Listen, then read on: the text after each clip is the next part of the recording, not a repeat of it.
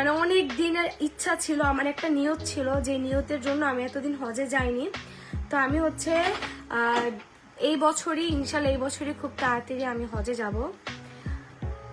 আর আমার তো অনেক পেজে অনেক পোস্টই দেখতে পারেন, কারণ আমার অনেক ভিউর দরকার। আমার ভিউ এতটাই কমে গেছে, দেখাবো তাহলে। আমার ভিউ এতটাই কমে গেছে যে এখন আমার মানুষকে নিয়ে কথা বলা লাগে, না হলে আমার ভিউ হবে না, আমার পেটে ভাত পড়বে না। খুবই কষ্টদায়ক একটা জিনিস। আর এখন যেহেতু সাজেক আসছি 2 দিনের জন্য, সো এইখানে আমার বিল দিতে হবে, সেই বিলের টাকাটাও আমার কাছে নেই। মানুষকে নিয়ে কথা বললে আমার ভিউ হবে, আমি অনেক ডলার পাবো, অনেক ইনকাম হবে, সেই ইনকাম দিয়ে আমি অনেক কিছু করতে পারবো। এটাই এখন মানে এটাই মানুষজন আর কি ভাবে। আল্লাহর কাছে লাখ লাখ শুকরিয়া।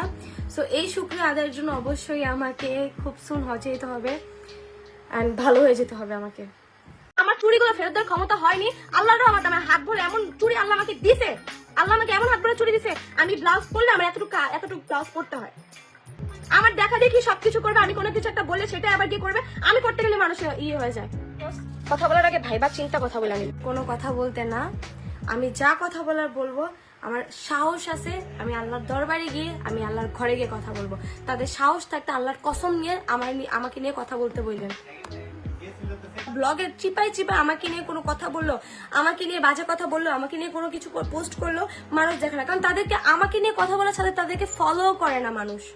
এখন এটা বলতে মন যাচ্ছে, এখন অনেকেই বলবেন আপনার মাত্র 1 লাখ ফলোয়ার, তার মাত্র তার 10 লাখ ফলোয়ার। ফলোয়ার্স মেটার করে না, মেটার করে কে কাকে বেশি দেখতেছে।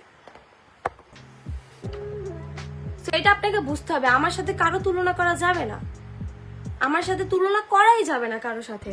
আমার সাথে এই তুলনার খেলা খেলতে খেলতে এত পরিমাণে হিংসা আমাকে নিয়ে জন্মাইছে যে সুন্দর মতো ফার্স্ট পার্সনের মতো আমাদেরকেও বের করে দিছে। তো বের করে দেওয়ার পরও আমি হার মানিনি। আর আমি হার মানার মতো মেয়েও না, আমি মাতোয়েলের মেয়ে, আমি কুমিল্লার মেয়ে, আমি হার মানার মতো মেয়ে না। আমাকে 10 বার ছুঁড়ে মারলো, আমি বারবার আমি উঠে দাঁড়াবো। আমার বিজনেস পেজ না হলো 3-4 বার উপরে নষ্ট করছে। আমি আজ পর্যন্ত কোনো লাইভে এসে বলিনি। আমার ইনস্টাগ্রাম, আমার 6 লাখ ফলোয়ারে ইনস্টাগ্রাম নষ্ট করছে। না লাইভে এসে কান্নাকাটি করছে, না কোনো কিছু পোস্ট করছি, না মানুষকে জানাইছি যে আমার ইনস্টাগ্রাম নষ্ট হয়ে গেছে। আমার প্রয়োজন হয় না এগুলো বলার। তাদেরও একটা বিজনেস পেজ গেছে, ডিরেক্টলি আমাকে নিয়ে কথা বলা শুরু করে দিছে। আমারও তো বিজনেস পেজ গেছিল, আমি তো কাউকে নিয়ে কথা বলিনি, আমার বলা লাগে না। আমার বিজনেস পেজ চলে গেল, আমি মিথিল আল্লাহর রহমতে আমি দাঁড়াইতে পারবো, আমার দাঁড়ানোর ক্ষমতা আছে। আমাকে আল্লাহ অতটুকু ক্ষমতা দিছে, আমি বারবার উঠে দাঁড়াইতে পারবো।